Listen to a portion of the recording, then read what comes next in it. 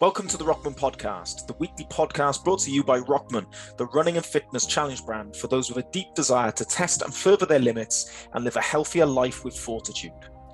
At Rokman, we provide the challenges, sportswear, content, and community to inspire action within you to push your body, strengthen your mind, and achieve your next level of health, fitness, and well-being. You can sign up free at www.rokman.co.uk. If you'd like to be notified about new podcast releases, then be sure to hit the subscribe button below. And if you take any value from this podcast whatsoever, give me the thumbs up or leave me a review or a comment. Podcasts by nature are very much one way. Me and my guest will speak, you listen, but there's nothing coming back, rarely. So in order for me to know which ones are good, which ones are bad, please let me know in the comment section below, and it will help me to improve the podcast going forward. I'm Terry Rosman, Rokman founder, and I hope you enjoy.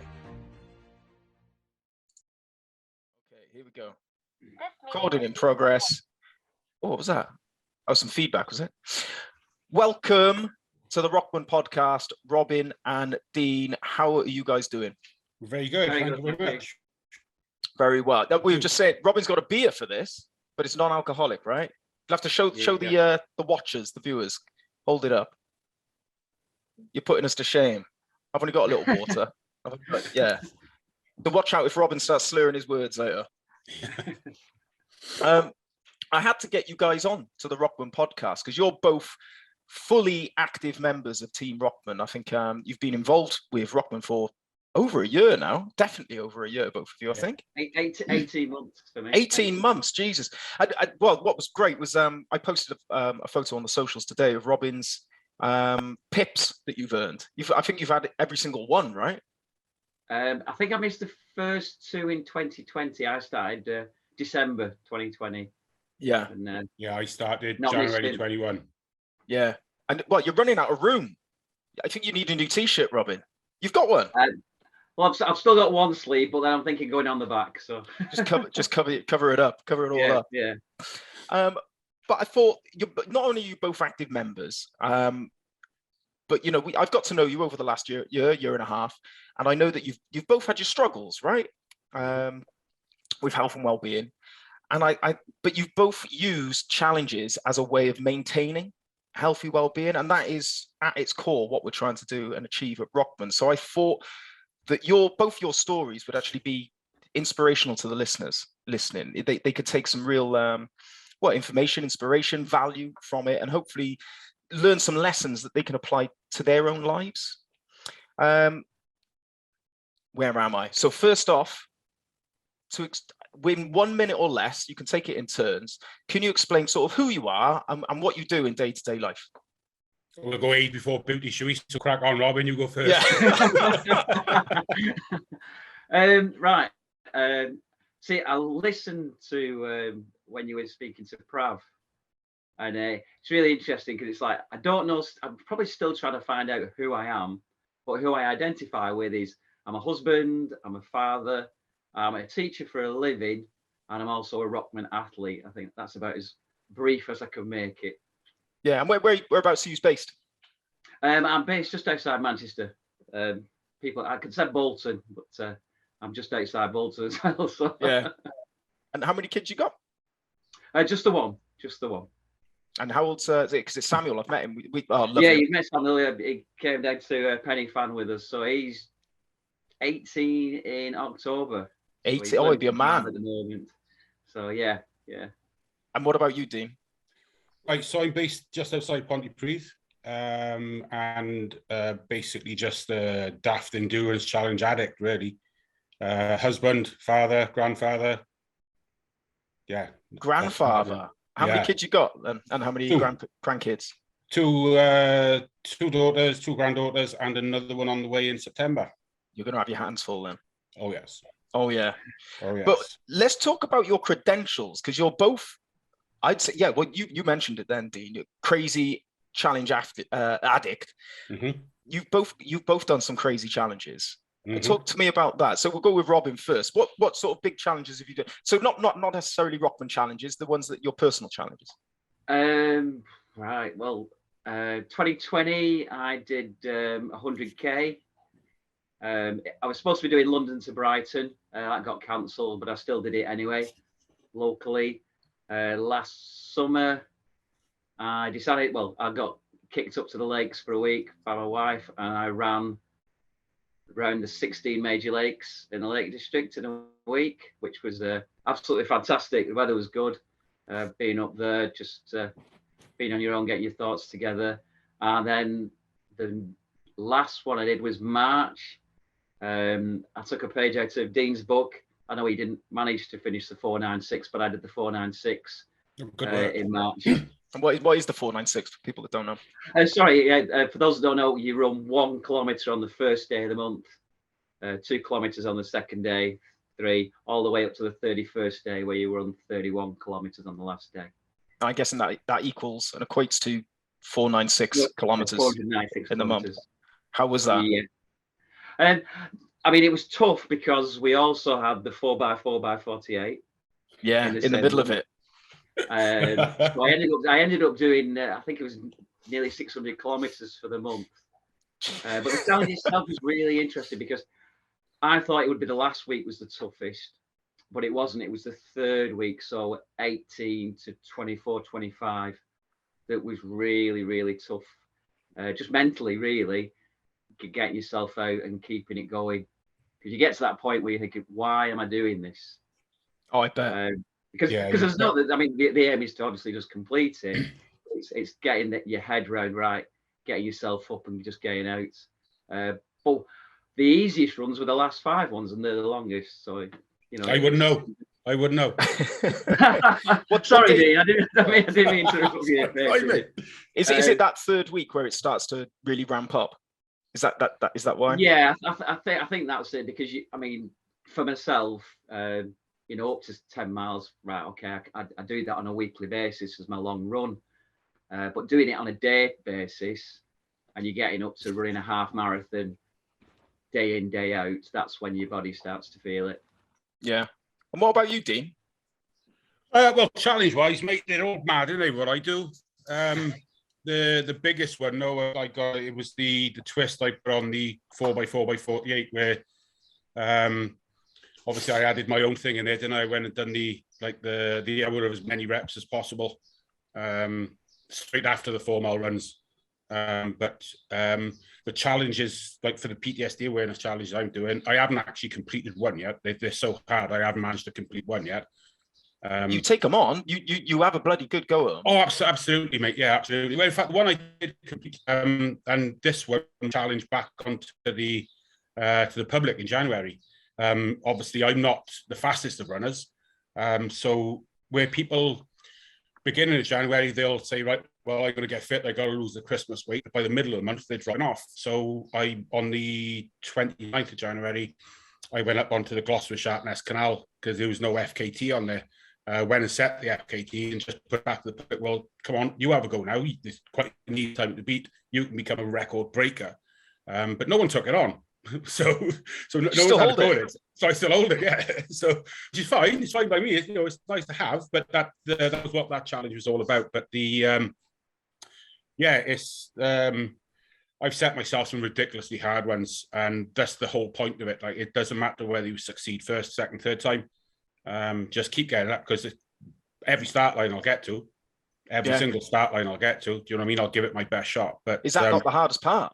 Absolutely, really? Absolutely, yeah, absolutely. Yeah. I forgot to mention, actually, I'm in the presence of 2 FKT holders, right? Fastest known time holders. Yeah.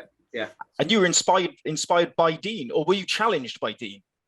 Well, this is the thing. Dean just puts things out there, and it's a case of obviously traveling down to where he did his was a bit much for me. So I found the nearest one to me.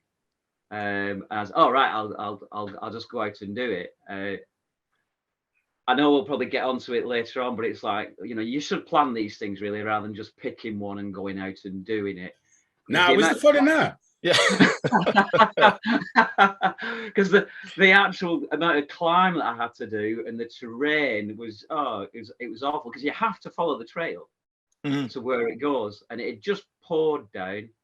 So I was going through horses, fields, all sorts. The sole of my shoe came off. I know it sounds like a sob story, but it was you've got to plan these things really rather than just go out. Otherwise, it can be a bit harsh. But yeah, so when Dean put the challenge out, I just looked around for one and just went out and did it. And which one was it? Has it got a name? You know, now you've got me. Mills Parish Boundary, I think it's called. Mills Parish Boundary. Have you both? Do you get a nice little certificate, both of you, to put on your wall or anything? Or No. No. Oh, we'll have to make you one. You get an email confirmation, but I did have a tiny little badge drop through the door, didn't I, Mr. Hurst? You did. Yeah. Oh, of course you I did. made Dean a badge that's got FKT and the Rokman symbol on, so we both got a little thin badge. Yeah. Do you know what? You've inspired me. Right. This has inspired me because it's making me think I need to go and do an FKT, right? Because if my members are doing them, I've got to go and do it. But I need to make some FKT Rokman badges, don't I? And for anyone who does an individual challenge where they go out and do it, I'll send them one in the post. There we are. And you've both already bagged one already, so I'll get them made and I'll send them out. How about that? Cool. Sounds brilliant. That's fine. But what makes you think you're not going to do an FKT though, Ted? What makes you think that we're not going to drag you on one? That's one of my fears, to be fair. Yeah, I lose a lot of sleep about that time, but watch this space for September. Oh, Jesus Christ. Here we go. Am I going to have to book off some couple of good ones in just near Edinburgh. I love Scotland, and I've never been to Edinburgh, so.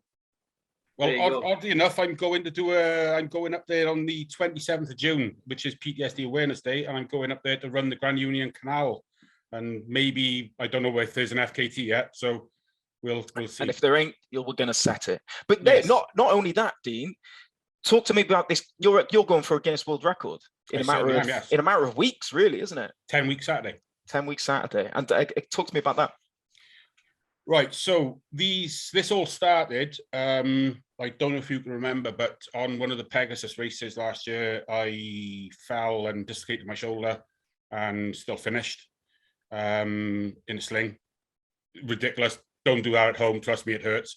Then the following race, then South Cannon, which was my A race, my back spasmed out to 3 miles in and destroyed it, and the anxiety was horrendous after it really hit me sideways. So I thought, what can I do? It's got to be more to life than medals for ultramarathons. So I came up with this idea then of doing monthly challenges of my own, and then putting that out there so that if people can see like my struggles, it might inspire them to see there is a way out. And there's times here, honest to God, mate, it's like it takes me 3 hours to get out through the door. I got to go through certain grounding processes. So the first one was the October one, 2 miles on the hour, every hour. And during that, like I go back in after one run, I said to my missus, I said, wonder what the world record is for a farmer's walk. And she just looked at me, she said, you're not lifting 600 kilos here. I said, no, but over 24 hours. And then he was like, here we go again. So I looked into it and found it, and there is a Guinness World Record for it. So I ummed and ahed and thought about it and started like increasing the weight training, and then put it in. And I'd already been told it's really hard to get a Guinness World Record attempt accepted. So I wasn't expecting it to get accepted, but I carried on with the increasing the weight training and all the rest of it. And they said up to 12 weeks. So the 23rd of December was the day I binned the 496 challenge. Then my daughter rang me and said, you need to do a lateral flow test. I was, oh, brilliant. So that came back positive. Woke up Christmas Eve to an email, your record attempt has been approved. And I'm like, oh, shit. Can I tell? Right? So I was like, so I shouted, it's been approved. And she's like, calm down. What's been approved? I said, the Guinness record. She said, oh, you're really in trouble now, boy.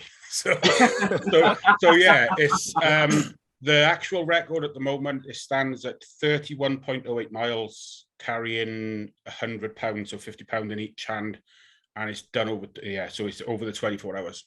How many miles? 30 miles. 31.08. It's 50.025 kilometers. In your hands. Yeah. So it's, I did have, the sandbags, the exercise sandbags.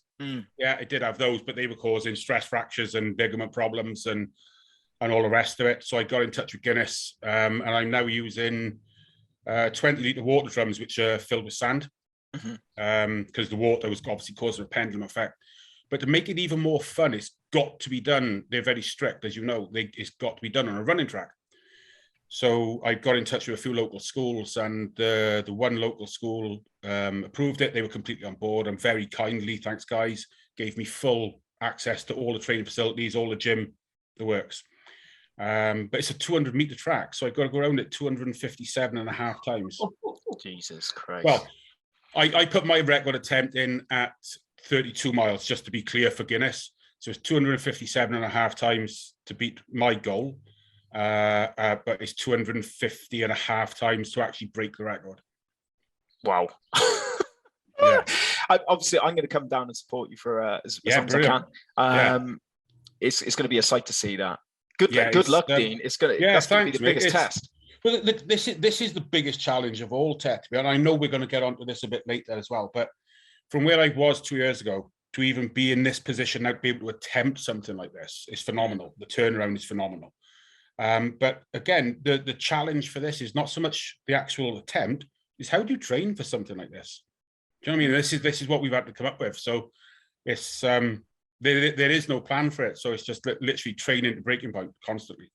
You alluded to it a second ago, Robin, where you said you've got to plan for these things. How important is planning and preparation for when you take on a challenge? Depends which challenge you're doing, really, because I mean, you can certainly tell a difference when you're doing it. Because I think I mentioned to you about doing the 4x4x48. I actually found that quite a straightforward challenge, but the preparation that I'd gone through, so I had all my kit set out for each run. I knew which route I was doing for each run, so it sort of takes a load off your mind before you even actually start. So yeah, I mean, planning it is fantastic. I mean, going back to the FKT, and we were joking about it, the amount of times that I went off route, and it's just like, oh god, so you end up running further than you actually need to run to actually get the route. So yeah, I mean, I think more for me, just because of my depression, anxiety, I always like to be organised, just to take that little bit of pressure off myself sometimes. I think you said it perfectly. It takes it off your mind, right? I mean, you're going through the mill as it is. If you can just concentrate on putting one foot in front of the other, then you're in a good position. But if you've got to worry about all these other things that you perhaps haven't prepared for, you're just making it harder for yourselves. And I think that can transfer into life as well. Well, I'm the opposite of Robin, though, and especially on a lot of the challenges I've done.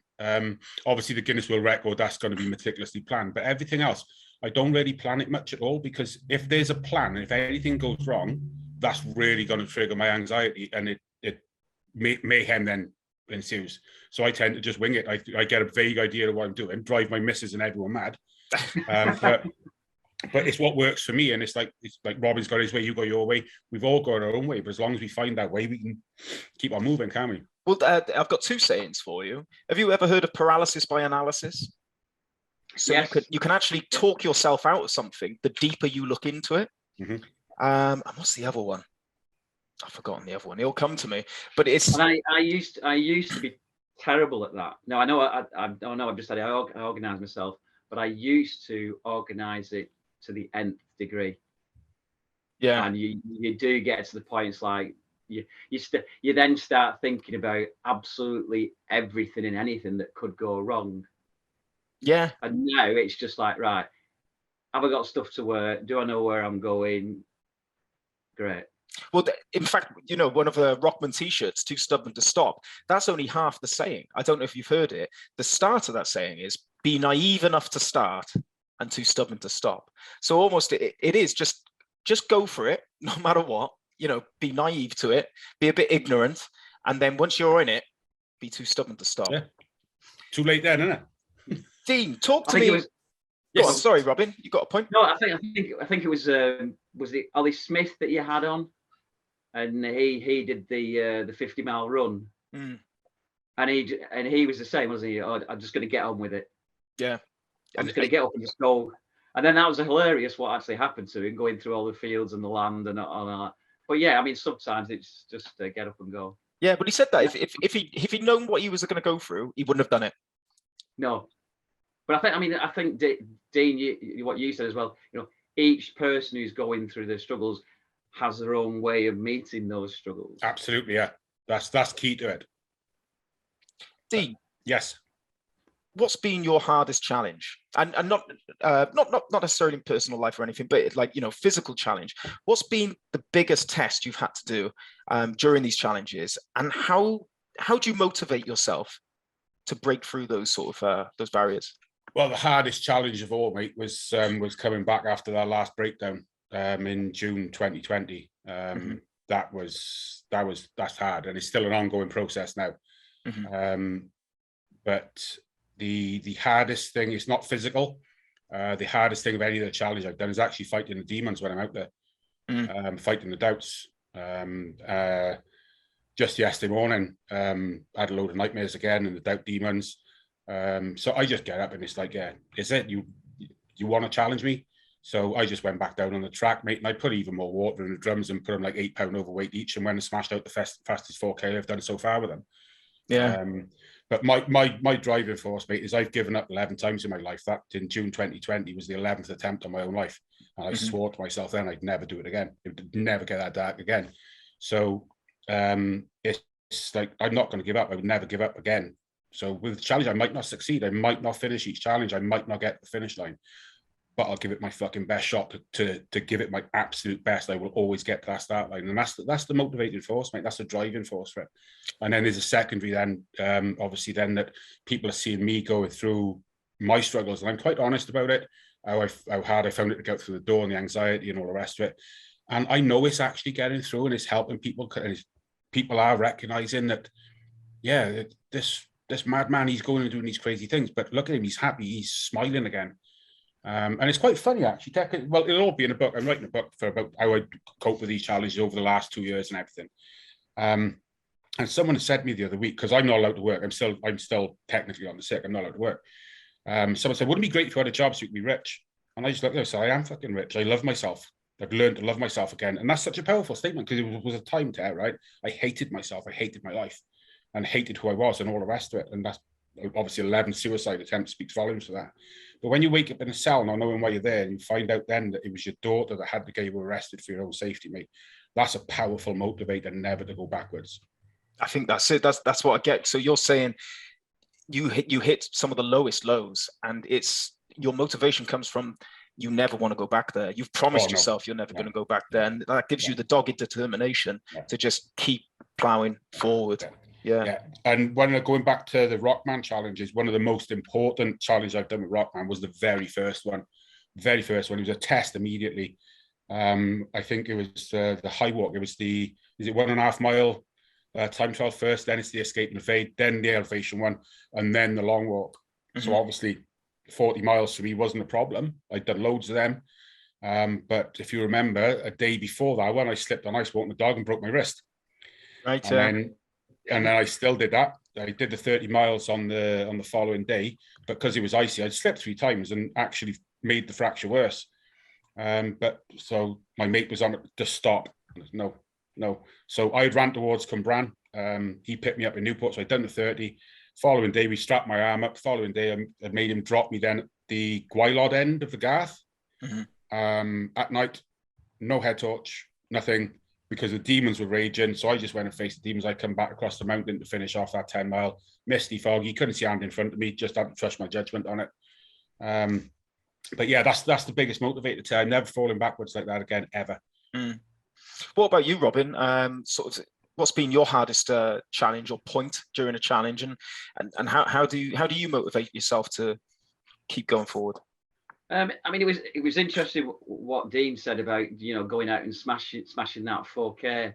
A lot of my mental issues when I'm running or doing one of the challenge is fighting through, and just as though you're taking it out and having a battle.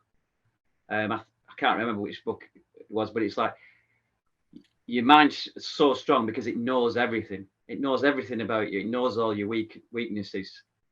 And that's why it keeps sort of having a go at you when you're out there.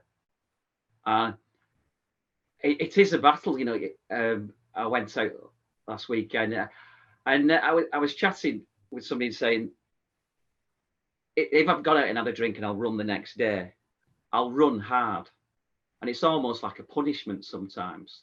I shouldn't have had those drinks, but I'm going running today, so I'm going to run it hard. And that's, you know, more times than often you get close to your PB. But the challenge for me is keeping that challenge going sometimes.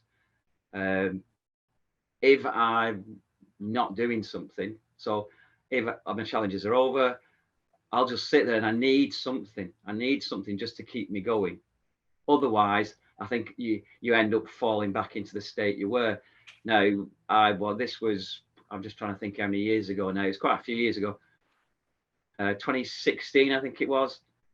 And I was off work with my depression, and they were basically saying, "Have you thought about taking your life?" I went, "Yeah, I have, but I can't." And they just thought it was a really strange answer. I said, "Well, I can't because I've just got to wait for the mortgage to run till this time, and after that date, then I can." Jeez. And that was a really frightening thing to actually open up to a counsellor about, to the fact that you know the date. Mm. And the only reason you're doing it is because you know after that date your family will be okay, because they'll get the insurance payout and what have you. And it's similar today, you know, after my counsel, it's like, no, you don't want to go back to that. It's not a happy place to be at all. So to keep challenging myself and to keep my mind going, it's these challenges to show that you can still get through things. I think that's it. I mean, as for the difficulty, I think the most difficult thing I've ever done, and it links back to you again, Dean, is I told the students that I taught that I suffer from depression and anxiety. And because I'd started talking about it, they were amazed, first of all, because, you know, nobody, you know, they don't see anything wrong with me. They hear me doing all the Rokman challenges because I share that with them as well. And they were just flabbergasted. But it's meant that they can now open up and talk about it. Yeah. So that's a big challenge, to actually be open and speak about it and treat it like, yes, it's an illness, but it's one that I'm constantly trying to deal with. But because somebody's willing to talk about it, it helps them. I was in contact with Dean just the last week. One of my students, they'd gone through something a few years back, and they needed help with the PTSD. So I just got in touch with Dean, and he's handed some stuff over. So, you know, it's let these people at a young age realize that, number one, it's nothing to be afraid of. It's nothing to be silent about. The more you talk about it, you'll realize that more people are going through it than you actually think. And the more open you are about it, the more accepted it is, and the better it becomes for everybody. But going back to your question, just about the toughest challenge, I don't know if it's the toughest. Certainly the stupidest was a 10K run in Dubai in June. It was 47 degrees. Oh, Jesus. And 97% humidity. 60 odd minutes. And they had drink stations every kilometre. That's how hot it was. And it was useless, absolutely useless, because you just put it in, it all leaked out. So that was horrible. I just like never doing that again. Never doing that again. But it's quite, you know, we were talking about both your struggles there. It's quite a nice segue into. Did you fancy sharing maybe your stories, sort of, and your struggles? I don't know if Dean, did you want to go first? And yeah, whatever, mate. Yeah. So. Obviously, there's a long history of it, and the long history of it isn't important, really. But the recent history of it is 2019. I basically shredded my leg open, and then I was in September. What we thought was an innocuous little cut with 8 stitches. It wasn't. It was the full leg damage, ligaments, nerves, a lot. And in December, the doctors told me, "You'll be lucky to walk the dog fire. You're never hiking or running again." And I thought, okay, well, I've done a load of ultra marathons. Doesn't matter. I'll go back fishing, whatever. And thought that was the end of it. And then come the dreaded COVID. So just about got all my fishing gear together. Wasn't happening. We couldn't go anywhere, could we? So just decided to go for a walk. And the missus was like, you can't. What about your leg? I was like, well, if it's either my leg or my head, simple as. And I pushed it and pushed it and pushed it. And I was weighing in about 22 stone at the time. At the end of April 2020, I was just slightly over 22 stone. Well, you've seen the pictures, they're disgusting, right? So it's incredible because you've got a side-by-side photo. Yeah. The difference that's happened it's incredible. Yeah. So we didn't realize that the anxiety was building there and then. And I went 5 or 6 days without eating a thing, but I was still walking 15, 16, 70 miles a day. And the fitness started coming all of a sudden. Then there was one night, 12th of June. Can't even remember how I got there. Don't know why I was on my way there, but I was on my way heading towards the gaff to send myself off the cliffs on the far end of it. And then a friend at the time, her daughter, because I was on the phone to her, and her daughter recognised that there was something wrong, and she just tell Dean we love him, snapped me out of it. After that, absolute blank, and like I said, then massive breakdown, woke up in a cell, and diagnosed then for 11 years. And this is where the system completely fails us. For 11 years, after all those attempts on my own life, you've only got depression, as if that's not bad enough. Do you know what I mean, on its own? But then the right diagnosis come. First time I had a proper assessment, PTSD. Right, okay, well, we've got a name for it now. We can deal with it. We can get the help. But obviously there wasn't a great deal of help available at that time because of COVID. The whole world stopped, didn't it, because of COVID? So I've got here now, and it's only now this week that the therapy has actually started, that the counselling has actually started properly. So I've got here completely through self-help. And the fitness challenges and the exercises and all the rest of it. But yeah, it's been a tough few years, mate. It's really been a tough few years, and it's just fortunate that that finally I learned, right, I need help, and I'm not afraid to shout about it now. I'm not afraid to talk to anyone about it now. The nearest and dearest know the full truth, but that's not something I'm going into here, and you understand that. But it's how you deal with it. It's like before I wake up in the morning and think, why was I born at all? Why was I born at all if I can't be loved, if I can't be happy? And now I wake up in the mornings and I'm like, well, I don't sleep that well, if I'm honest, guys. But I get up in the morning. It's like, right, what can I do today? What are we doing? Come on, it's another day. Let's go and kick the shit out of this day. Let's go and enjoy it. Yeah, it's a stark contrast, isn't it? Yeah, it is. But that's the key to it. It's being prepared just to keep fighting. But I don't know if Robin finds this, and there's probably going to be a lot of people watching this who can relate to this. But one of the reasons, because I only ever got into running ultra marathons in the first place, just to see if I could do it. I was only ever going to be one. But I soon found that you've got to go through dark places in those races to actually finish.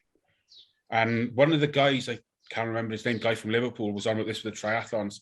That it's not about finish times, it's finish lines. That's what matters. And it's like, who's working the hardest? The naturally fast ones, we're going to finish it.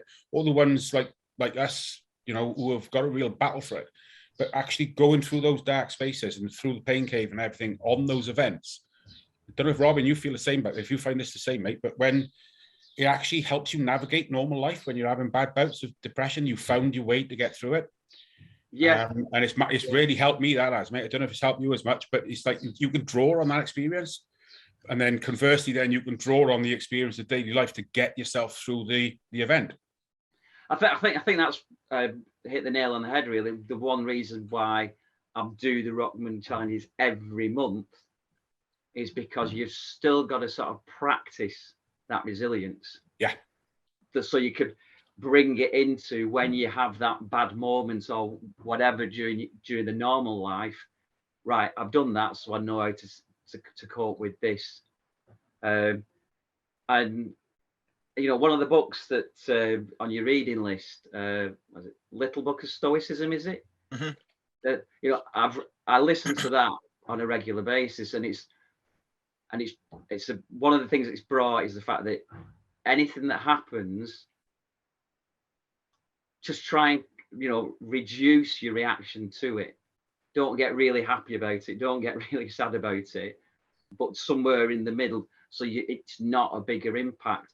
And with my depression, it's when something goes wrong, trying to remember that. Yeah. Because if you can try and keep, rather than going up and down like that, if you can try and keep it like that, it's sort of trying to be in control. But it's fighting that, it's having that resilience to say, right, well, where do I get that mindset from? And it's doing the physical activities. You know, when I do some of, I mean, the 20k carry the other week, that's an absolute nightmare. No, that looks so much fun. I really enjoyed watching all of that. So for the listeners that don't know, this is it's 5k with 20 kilos that you've got to carry, but it's not on your back, it's on a shoulder. Yeah, you got to carry it on your shoulder, and it drives you mad, absolutely drives you mad. But it's about, because all I was thinking is, what time did I get last year? Right, how do I beat that? And the simple was, don't stop. Because the year before, it was putting it down, picking it back up. Right, how can I not stop? But it's those battles and how you're improving yourself that when you go into your real life and something happens, help you deal with it. Because it helps you just pause and have another look at it. Right, is this a bigger deal as I think it is? Because your initial reaction is, yeah, it's massive. Particularly when you're suffering from depression, anything is, it's against you personally, even if it's not, you take it as it is. And that's part of the downward spiral, that no matter what anybody says, they're having a go at you. So it's about reassessing what people do and say, or what the situation is and how is it affecting you. Sorry, go on. No, I was just going to reiterate the fact that because you're doing these physical challenges every month, well, every week, basically, you're practiced in it. You're practiced in the art of resilience, which you can use in so many different other places. We had a mental health practitioner a couple of weeks back on the podcast, Paul Regan. I don't know if you've listened to that podcast yet, but he was explaining it is that by taking the easy way for years, or you know, making those bad choices, your brain actually creates these neural pathways which it gets used to. And when you're taking the hard way, when you're choosing to face up to the demons and take the hard path, your brain has to create these new neural pathways. And that's why it's difficult. And that's why you have to keep practicing it, because your brain wants to take the easy way all the time. It wants to go back to the easy way, which, you know, is the bad choices and, you know, the bad experiences. But there is no finish line in this. You know, Robin D, you know this. You're not going to get to, right, you finished your 12th Rokman challenge, for example. Right, I can sit back and relax now. It's done. I'm my well-being sorted. I'm fine. It's not it. This is every day, man. And there is no end. We're going to be doing this until we can't, you know? Well, I think that's where, when you see it in the media about depression and anxiety, people think, oh, if I take a tablet, if I take this, it's finished. It's not. This is an illness that you have to cope with every day. Yeah. And I think people think there's a solution to that, and it's not. It's like you said, it's about building the capacity to be able to deal with it. Yeah, it's constant management of it. Yeah, constant. Yeah. So, Robin, do you mind telling us a bit about your backstory and the struggles? And I mean, a lot of it. I mean, if I go, you know, when I went back to the fact, you know, I like things being done in a certain way, so I was creating a lot of pressure upon myself. I was wanting to be this great person in education. I wanted to work out my way to the top, and I was just piling more and more pressure on myself all the time. And I suppose, I don't know why, I suppose I'm slightly OCD. I don't do grey, I do black and white. I don't do politics. This is what I think, and a spade's a spade. So I wasn't fitting in, but I was really pushing myself and working very hard. And it just came to a point where I can vividly remember the first time I broke down. I was on the bottom stairs in the house, and my Samuel was 3 at the time. And I was sat on the downstairs in tears, saying, I can't go to work. And he just wondered up to, is everything all right? Oh, I love him. And that's when it hits you. Yeah. This isn't just affecting you, it's affecting everybody around you. And you've got to find that new way of dealing with everything. Now, back then, depression was a word you didn't mention. So trying to find a solution to it, trying to fight it. You know, I didn't put it on my job applications because I didn't think I'd get a job. Whereas now, I'm a lot more confident about speaking with it, and actually, I'll openly admit it. Yeah, I suffer from depression and anxiety. So you know, that was the darkest days when it was something. It wasn't as spoken about as much as it is now. You know, it seemed to be a no-no. You know, it was. I think it was also about the fact that, you know, I was trying to look at myself and say, well, you've failed. How can you not do all this? You know, and I was looking at myself as a failure. You know, you're a man, you're supposed to do all these things that have been discussed now weren't then. Yeah. So, I mean, fortunately, I know I do enjoy my reading. So I found about CBT and how to go down that route and help yourself. Some of the books that, I mean, I had counselling just before Christmas because I could tell everything was coming on again. So I went to counselling. He's given me some more authors to read, and that's what helps me reading and trying to get a better understanding of it. Yeah, I think it's important to hear both your stories because they are very different. You've got sort of traumatic experience causing well-being problems, depression, and you've also got this build of pressure, which a lot of people experience. I mean, I probably relate more to Robin's in that I had similar experiences as well. It was everyday pressure from work. I don't know if I've discussed it once on the podcast before. It was when I realized that this is serious. This topic of mental well-being and stuff, is it serious? I was in a job, high pressure environment, and I had my boss, and I must say, lovely guy. I still got on with him today, but as a manager, I don't think he probably was the best. He would apply pressure on me constantly, and it wasn't just in work. It was when I would go home as well. I would get the texts, the emails, the swearing, the having a go at me. It felt like there was no escape. And again, Paul Regan, mental health practitioner, he described it as when you've got that sort of that fight or flight mode switched on constantly, it can never endure that excess. Can never endure, and there will be a breaking point. And I got to a point where I recognized if something doesn't going to change, I'm going to end up ill here. And I think it's important to hear the two sides to this. And I'm sure there are many other sides to mental health and well-being, but it's important for people to recognize and maybe relate to either one of your stories and know that there is a way out and you can do it. And for God's sake, you have a duty to not just other people, but to yourself, you know? Yeah. This is one of the things which really grinds my gears as well. It's like, you look at men, we're all so macho, we're too macho to talk. They'll talk about absolutely anything, won't they? Sexual conquest, football, absolutely anything, but they won't tell you how they feel. No. This is something which I'm trying via social media, which I'm trying to achieve. Like, people can see me, because one of the biggest crock of shit I've ever heard is, how can you be anxious? Look at the size of you. Well, what?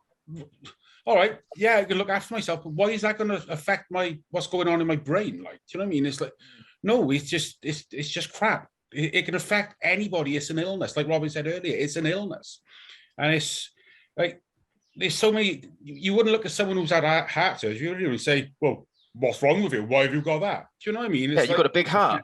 Yeah, it's like, you know what I mean? It's crap, isn't it? Just because you can't see it, it doesn't mean it exists. And this is one of the things I am passionate about, trying to get out there. If people can see me talking now, like Robin talking, you talking, all the other podcasts you've done as well.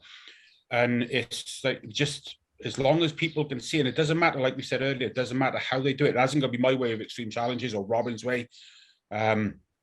pushing yourself to breaking point.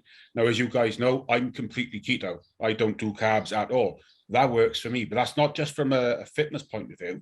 That actually keeps my brain completely clear. Ever since that has been one of the big important factors of my recovery. But like I say, that works for me. I'm not going to try to install the virtues on you or anybody else, but that's what works for me. And that's key to it. Finding your own way, finding your own reasons why, and finding your own way out. That is the ultimate goal, isn't it? You've hit on something as well. Sorry, go on, Robin. No, on that's why now I do talk to my students about it, and I like you. I said, right, this is what I do, but there are these other options open to you. Yeah. But be aware that there are options out there, and I would impress upon them. You've got the internet at your fingertips. Yeah. You can find lots of different ways that match yours. And I did this week. So we had Mental Health Awareness Week, and I spoke to my form about that. And I got a little message on my desk at the end. And all it said was, I suffer from anxiety too. It's nice to know that I'm not alone. Job done. I know. Yeah, and that's the best reward you can get. Yeah, absolutely. Got one person talking. Yeah. One of my aims with Rokman as well is to look at sort of mental well-being in a positive light, because I sort of, from my perspective, I see when people talk about mental wellness, mental health, I see it as quite a negative topic, and I feel that's sort of why people, because they associate it with people struggling, they see it as a weakness, and I think people don't like to admit that. But what I want to get through to people, it's sort of human optimization. That should be the focus of this. It's being the best version of yourself, physically and mentally, and it should be seen as an empowering topic. It shouldn't be a scared, an avoided topic because all people think I'm weak. No, that this can empower you. You can be the best version of yourself through these practices. If you look at what Dean's doing, he's attempting a Guinness World Record. He's writing a book. Yeah. My confidence, as I've mentioned on the Facebook chat, I'm so much more confident, not just about speaking about it, but in what I'm doing. I feel more confident about myself. My activities, I'm getting PBs, and that's just I feel so much more confident about who I am. Now that's taken years. That's not, oh, I've done it in a week. It's taken years to get there. But because I was actually thinking, then we sound like a bunch of miserable old sods. Hey, talk for yourself. Yeah. But actually, I mean, when we went to a Penny Fan together, we had a great chat, we had a great time, and all of us actually enjoy our lives. Yeah. All right, we have our dips, our peaks and troughs, but we actually enjoy what we're doing now, and it's because we put these things into place to allow us to do this. Yeah. Definitely. My missus is constantly shaking her head and rolling her head at me. She said, "What are you doing now?" Well, why do you want to do that? Well, why not? It's fun. But it's a ridiculous idea. That's what makes it fun.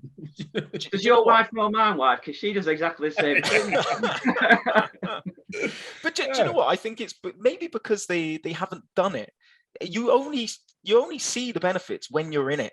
And I think when you're outside of it, they don't understand these people. And I wish sometimes they would just give it a go. And they don't have to go and do an ultra marathon, man.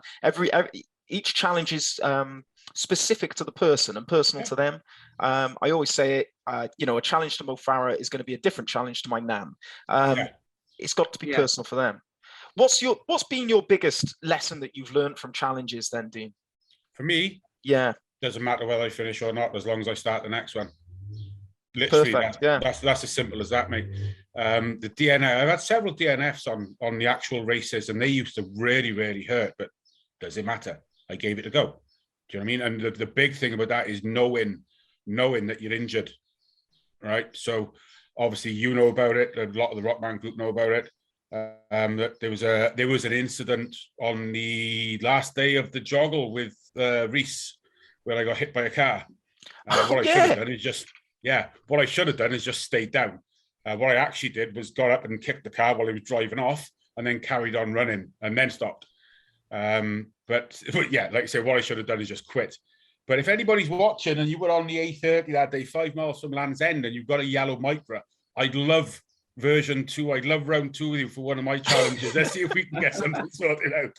Dean, man, don't admit it's a Micra. You've got to big it up. Like, oh, it was a No, 10-ton truck. fine, mate. I would have preferred a Ford Ranger, if I'm honest, or something like that. No, but yeah, like I say, mate, seriously, in all seriousness, I should have stayed down that day. I certainly shouldn't have gone and tried to run a 50-mile ultra 3 days later, and then find out the following day that I partially displaced my hip, which was why I was in so much pain.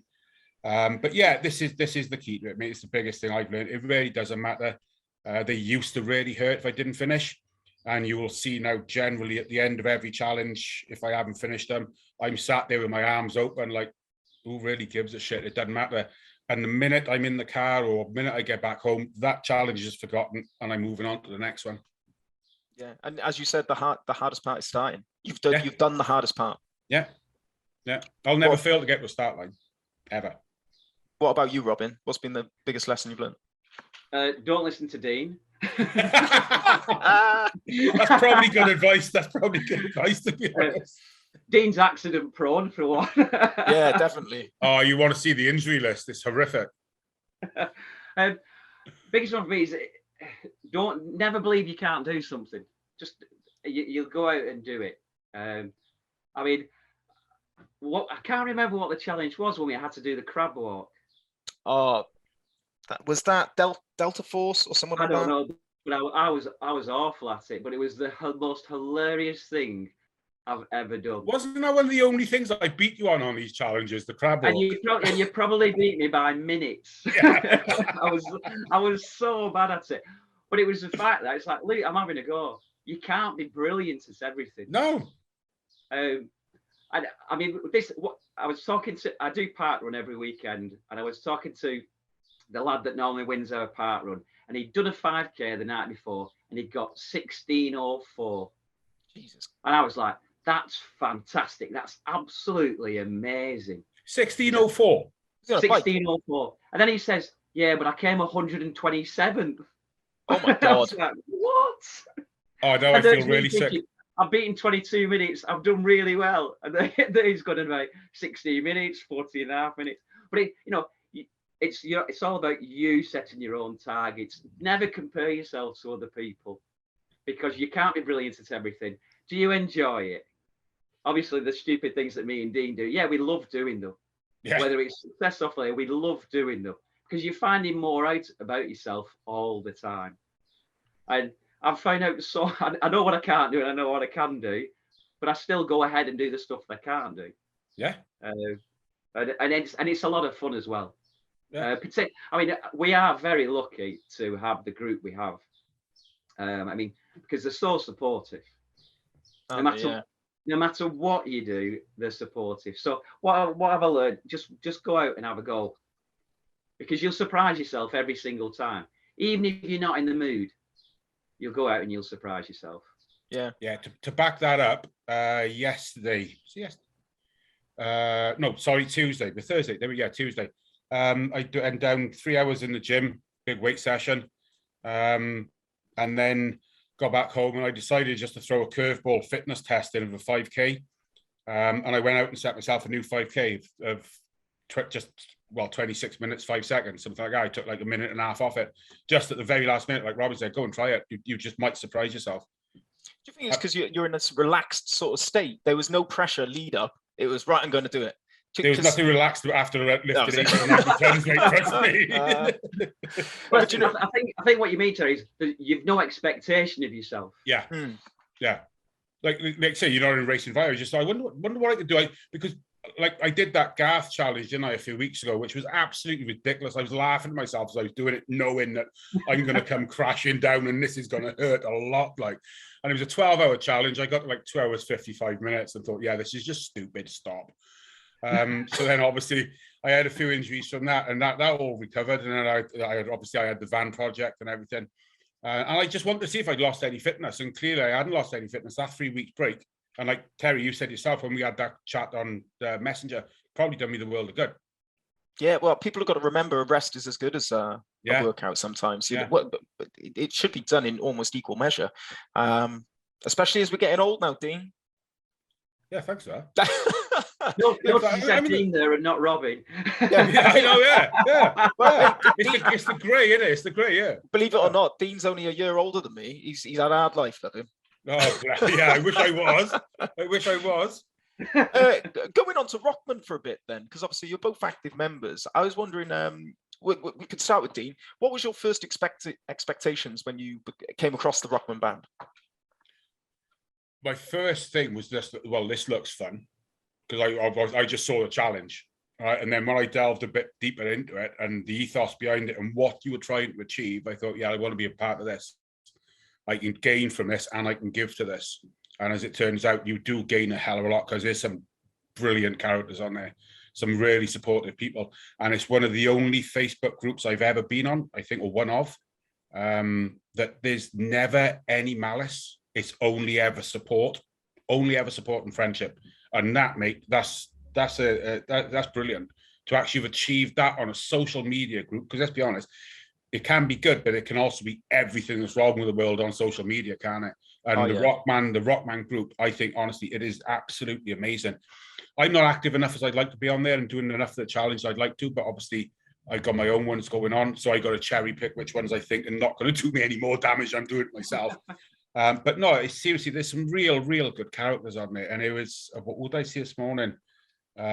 Rachel Webster, she's doing that 258 miles now, isn't she? Through for the Falklands heroes. Yeah. Do you know what I mean? She's a beast. She's a beast. Yeah, she's incredible. Absolutely. She calls me crazy. Do you know what I mean? But yeah, there's some real characters on it, and some real tough-minded people as well. Like, you think it's like there's like Dave Hall on the 4x40 48 to give me a bit of support. He went out and he did, God knows what, did he do, half a kilometre carrying like 11 billion kilos in a farmer's walk, I know, or something, just to give the show a bit of moral support. But it's absolutely brilliant. And you might be having a down day yourself, and you might be struggling to get out and do your own training, but then you go on there and you see people, oh, look what I've just done, and my God, this was hard. And it's like, yeah, come on, Dean, get your ass out the door. You can do it. They're doing it. You can do it. And it's just brilliant, mate. And I think, well done, Terry. You know, you are the evil genius with some of the challenges, mate. But I think it's time that me, Robin, and Dave Hall and Jay and all of them, I think it's time we kind of collaborated and nailed you something to do now. Yeah, I think so. You're gonna have to challenge me. I hear to that. Yeah. Yeah. I think I was going to say, when you said there's no malice, it's like, well, there is, because Terry sets these challenges, and there seems to be a lot of malice in what he's coming up with. I mean, I'd love to know, Terry, just to flip it over, where on earth did you come up with 120 burpees a day for a week? I mean, that's just random. Right. Do you know? Well, I'll give you a quick little story on that. It was going to be 100. And I know, because we did a previous challenge where you had to do 100 burpees in as quick as time as possible. I think it was actually part of the very first challenge we did for Rokman back in February or March 2020, when COVID kicked off. I missed that one. Yeah, but thank God, it was bloody tough. But I know people can do 100 burpees within about 8 minutes if you're a beast, to sort of half an hour, you know. But it's about half an hour max, really. Someone could really achieve that. But then when I was doing the breakdown for intermediate, moderate, and novice, novice were only doing 25, and I thought, no, novice have got to do more than 25. They got to do 50. But then that knocked everyone else up, so that's why advanced is 125. So that's where that comes from. There is a story. There is a reason behind the madness. Forward to that week. It's going to be horrible. But my advice is, actually, have you ever heard of the phrase, if your job is to eat a frog every day, eat it in the morning? It's a weird phrase, but it means that if you leave it off to the late afternoon, you're just going to be sat there anxious. Oh God, I don't want to do this. But if you just wake up, get it done, you can enjoy the rest of your day. Until I set you another challenge. But touching on that, Dean, what you were saying about the group, I think there's so much support comes from it, because everyone's coming from the same place. They're doing the same thing. It's a shared experience. They know the pain and the suffering that the person next to them is going through. And I think that's it's not competitive. I know we have a leaderboard, but that's just a bit of friendly competitiveness. Yeah. there is a statement. It says there is a leaderboard, but these are personal challenges. This is you versus you. And yeah, it's great to see like some of the characters on there. Dave, you've mentioned as well. You got Chris Flemmer from the US as well. We've got more US people joining as well at the moment. I know, I've noticed some, and some of those lads can move as well when it comes to the short running distances. They're going too fast. They're going too fast. I don't like it. Well, I'm the 15K.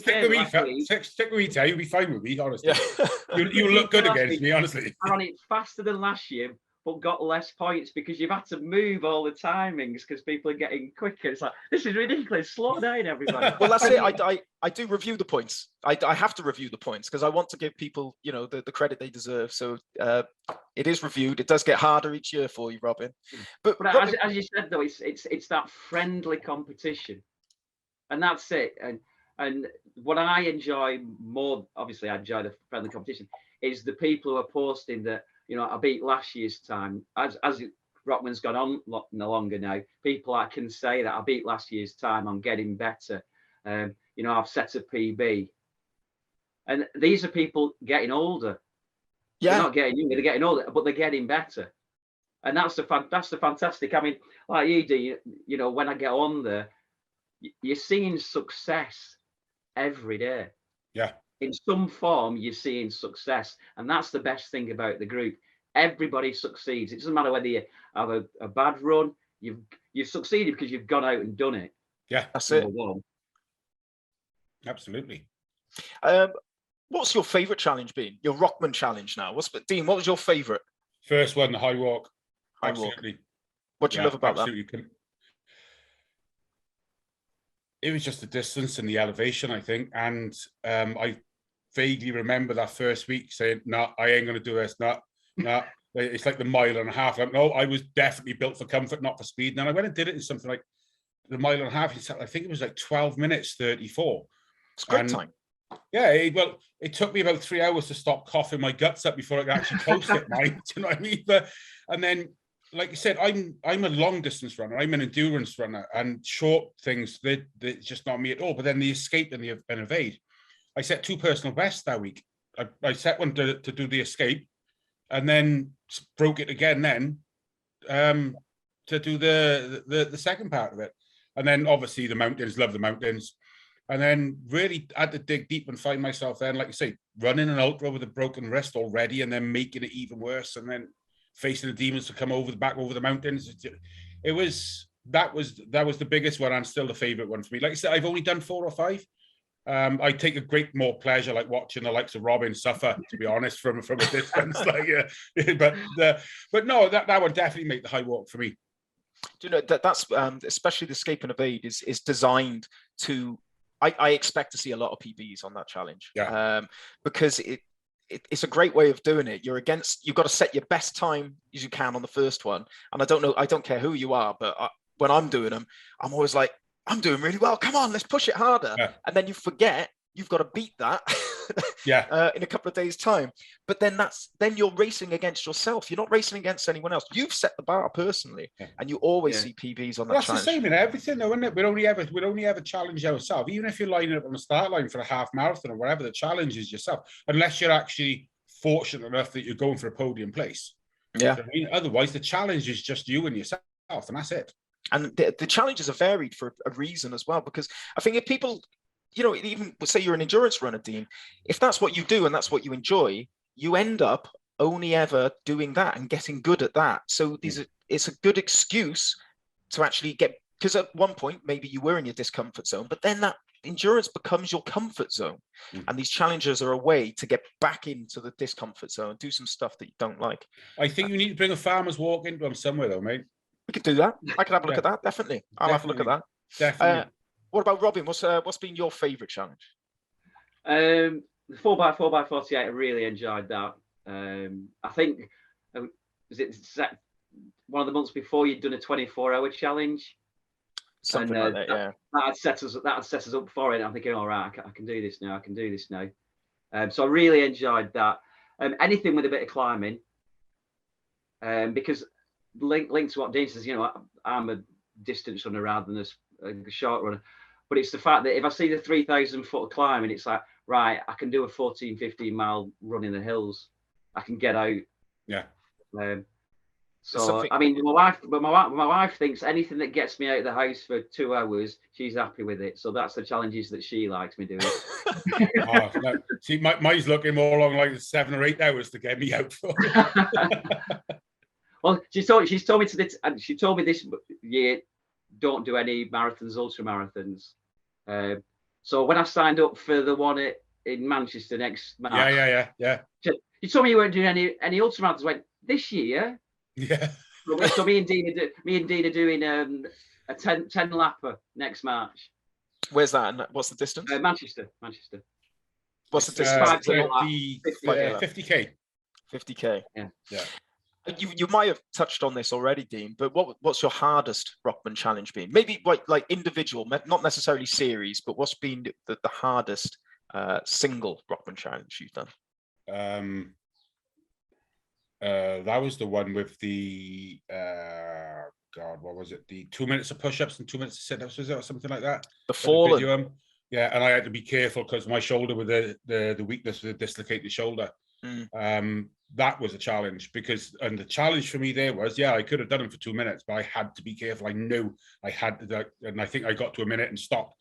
I would have just gone on, and I would have been hanging out of place again. But I don't know, mate. They're all hard, aren't they? They're hard in different ways. It's hard to say which is the hardest. Because I mean, I've mentioned this to you before, Terry, that mine was the adapt and overcome. Because normally we get a month and a half build up so you can see what's coming that month.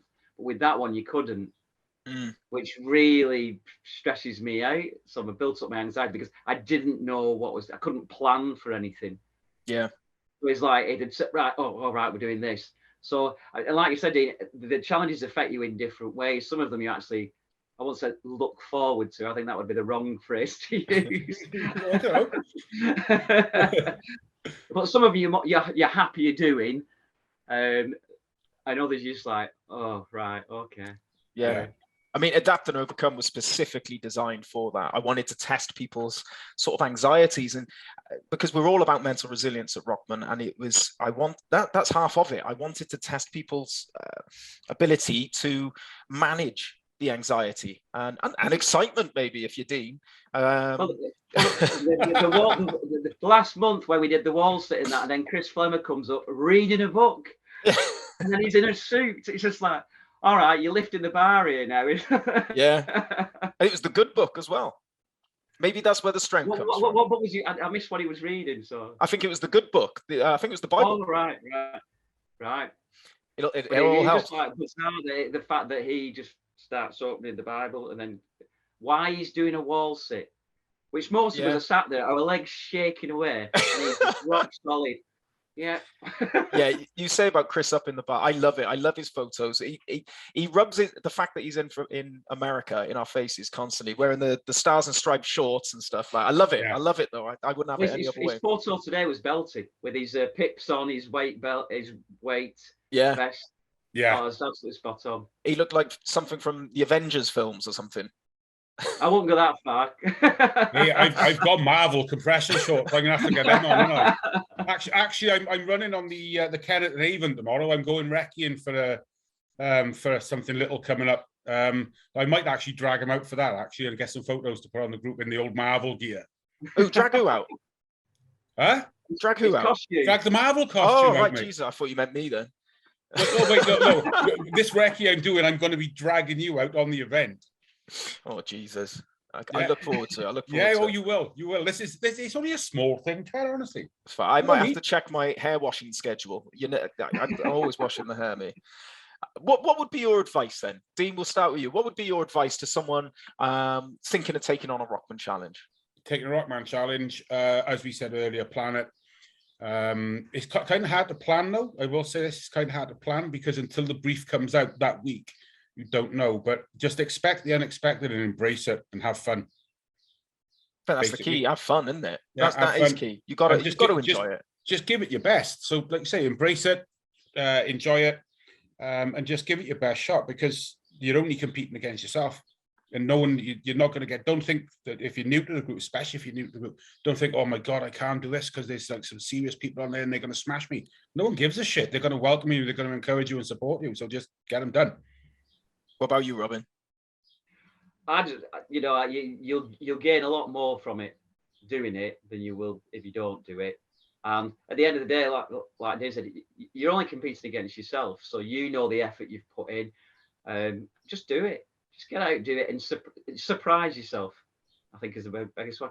Do it, and you'll surprise yourself every single time. And I also say, you've got nothing to lose. No, you've got everything to gain.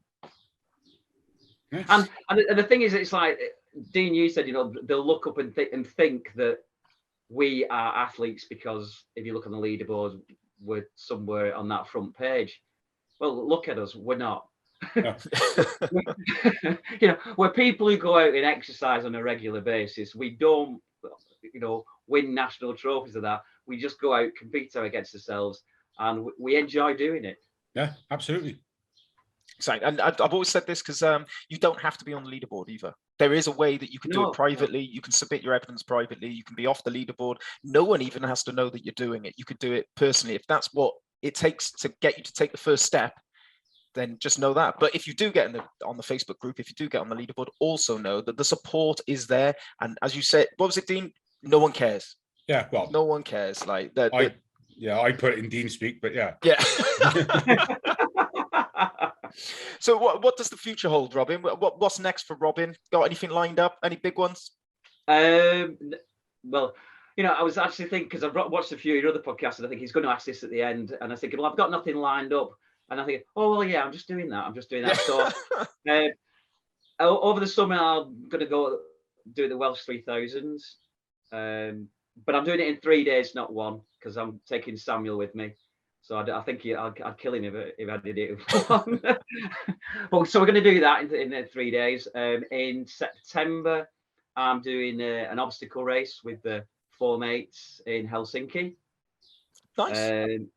Then obviously next March, I'm doing the ultra with Dean, and I've got a week free in summer, like last year, and I've not thought up what I'm going to do yet.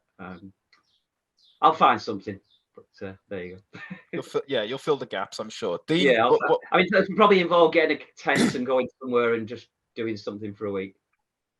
What about you, Dean? Obviously the Guinness World Record, right? Right. So there's the Edinburgh run on the 27th of June first. Which could turn into an FKT. Then there's the Guinness World Record. Then in September, there's another record attempt. Then there's a little project then for 2023, where I'm hoping I can link them all together to run all the canals in the UK. Later on in the year, there's going to be another record attempt. Everything for you, because I'm like literally, as you know, I'm getting riddled with injuries now. So I've got to keep these challenges going. So I'm going to sort of reduce the frequency, but just increase the intensity. Mm-hmm. If I'd had my way, tomorrow I'd be setting an FKT as well, but I've been stamped on by the coach and by the wife and by someone else as well, because I was out doing a recce the other week and realized that there's no FKT on this particular route. But yeah, we'll see. You know me, Ted, there's just a curveball every time, and it's like with that mountain one I done the other week, that was just on a whim, really. And I was all about, we all got the mountain to climb, so I just went and did it. But I tell you what, yeah, there's a lot planned. I've got challenges planned up to and including like 2026 at the moment. So it's going to be a busy couple of years, but it's going to be a fun few years, mate, as well. But with the same mantra and the same ethos that don't matter if I don't finish them, let's just keep them going, let's keep them rolling. Just have a go. And I tell you what, I'm glad you've got a bloody coach, Dean, because it would be send you out to pasture in a year or two. Otherwise, at least he's going to give some longevity to you, right? Yeah, he actually describes me as that. He says it's like keeping a racehorse. I can just put him out to eat all day, and he'll just win me the money. Like, yeah, he's got many different sayings. He's a funny one. He leaves me little messages on Training Peaks as well. Like, he's just like, you haven't trained for 3 weeks and you're still doing this. Fucking alien. Wants to cut me open and see if I actually bleed red or blue. So actually, while we're on it, so you've got the Guinness World Record coming up. This is your chance to plug it, Dean. So if you want any donations, who are you doing it for? PTSD UK. And how can they donate? That's a bloody good question, Ted. Hang on, let me open my phone and get the link for you. Oh, you can't read a link out. Well, I'll tell you what. Just giving it. Actually, Fatty ran far on Just Giving. Oh, there we are. That's nice and easy. I thought it was going to be /4H capital XW or something like that. Hang on.